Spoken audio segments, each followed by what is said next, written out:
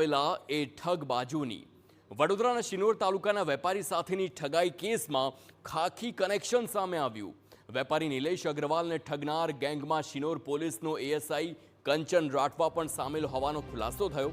સમગ્ર ઘટનાની વાત કરીએ તો વેપારી પાસેથી તાંત્રિક વિધિ દ્વારા 30 લાખના ડબલ નાણાંની લાલચે ઠગાઈ આચરવામાં આવી હતી।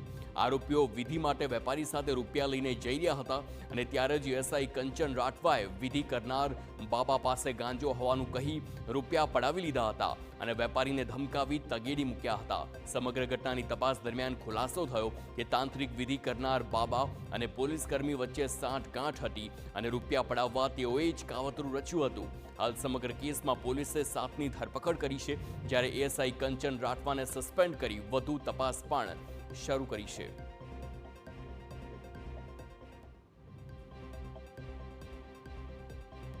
આખું બનાવ જો છે તે એક ક્રિમિનલ કોન્સ્પિરસી હતી અને ફરિયાદી પાસેથી આ 30 લાખ રૂપિયા પડાવવા માટેનું આ આખું કૃત્ય કરવામાં આવ્યું હતું।